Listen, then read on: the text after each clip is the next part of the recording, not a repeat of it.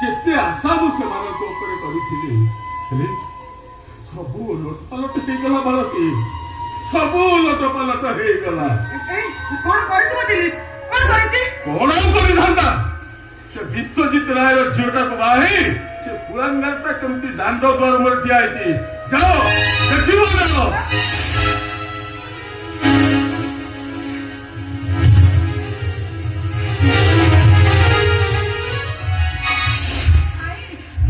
ସେମାନେ ଦାଣ୍ଡ ଦ୍ୱାରରେ ଛିଡା ହେଇଛନ୍ତି, 12 ଲୋକ 12 କଥା କହୁଛନ୍ତି। ଏସବୁ କଣ ସୁନ୍ଦର ଦେଖାଯାଉଛି? ମନା କରିଦେ, ସଫା ସଫା ମନା କରିଦେ। ଏ ଦିଟା ଏ ଘରର ହେରୁନି ବନ୍ଧ ନେଇପାରିବେନି। ଯାଇପାରିବେନି। ଦିଲ୍ଲୀପ ଆମର ଉଚ୍ଚ ଶିକ୍ଷିତ।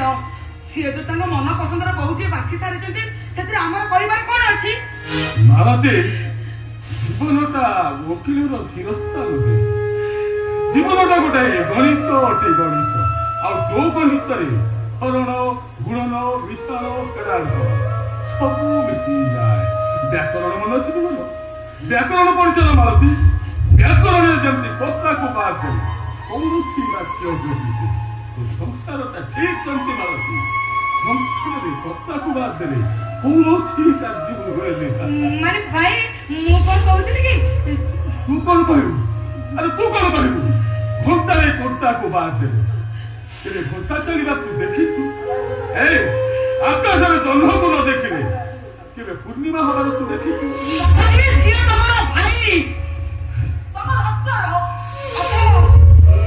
ଦିଲ୍ଲୀପ ନ କରି ଯଦି ତମ ପୁଅ କରିଥାନ୍ତା, କଣ କରିଥାନ୍ତ ତମେ? ବାପର ହୃଦୟ ନେଇ ତମେ କଣ ତାକୁ ଘରୁ ବାହାର କରିଦେଇଥାନ୍ତ? ଶାନ୍ତି, ମୁଁ ଭୁଲି ଯାଇଥିଲି ମୋ ସାନ ଭାଇ ଦିଲ୍ଲୀପ ପୋଲିସ ଅଫିସର ହେଇଛି। ଆଉ ମୋ ସାନ ଭାଇଟା ଯେତେବେଳେ ତା ବହୁର ତା ପାଖରେ ସିଲେକ୍ସନ କରିଛି, ମୋର କିଛି ଲାଇଫରେ କଣ ଅଛି? ତାପରେ ସେ ମରିମୁଣ୍ଡିଆ ବ୍ରତ ମହାପାତ୍ରଟା ବହୁତ ସ୍ଥିର କରିଥିଲେ। ତାକୁ କଣ ଶୋଭା ପାଇଛି? ଠିକ ଅଛି ସରିତା, ଯା ସେ ଦିଟାକୁ ଡାକି ଆଣ। ଆମ ପୋଲିସ ଆଉ ବୋହୁ ମାଙ୍କୁ ଘର ଭିତରକୁ ନେଇ ମୁଁ ଯାଉଛି ବନ୍ଧପର ସାଇଟ ନେଇ ଆସିବି, ତୁ ଯା ସେମାନଙ୍କୁ ଡାକି ଆଣିବୁ।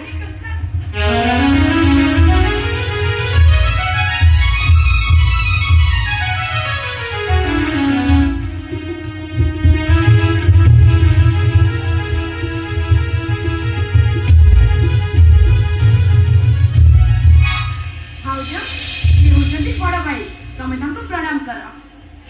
ନମସ୍କାର।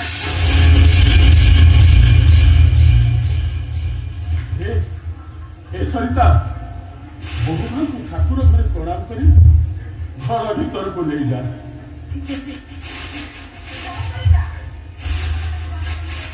ତାପରେ ତୁ ସେମାନଙ୍କୁ ଭିତରକୁ ନେଇଯିବୁ।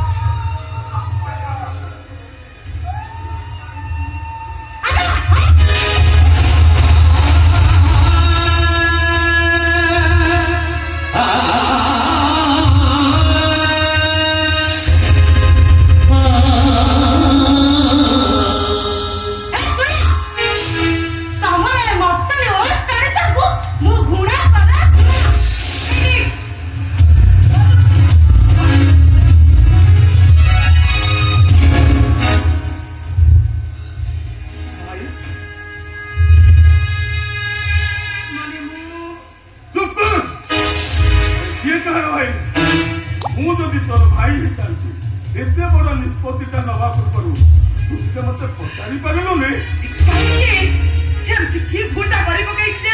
ଦାଣ୍ଡ ଦ୍ୱାର ମୋର ଛିଡା କରି ତମେ ତାକୁ ଧମକ ଦେଇ ଚାଲିଛ। ତା ଛଡା ଦିଲ୍ଲୀପ ଆଉ ସେଦିନର ଦିଲ୍ଲୀପ ହେଇ ନାହିଁ। ପାଠ ପଢିଛି, ପୋଲିସ ଅଫିସର ହେଇଛି, ତାଙ୍କ ପୁଣି ଗୋଟେ ଆତ୍ମସମ୍ମାନ ଅଛି। ଭୁଲ ହେଇଗଲା, ମୋ ଜୀବନର ଭୂଗୋଳଟା ବୋଧେ ଭୁଲ ହେଇଗଲା। ବସନ୍ତର ପବନରେ ବୋଧେ ଝଡ଼ି ପଡ଼ିବ ଜୀବନର ପବନ। ଟିକେ ଅପେକ୍ଷା କର ମାଳତୀ।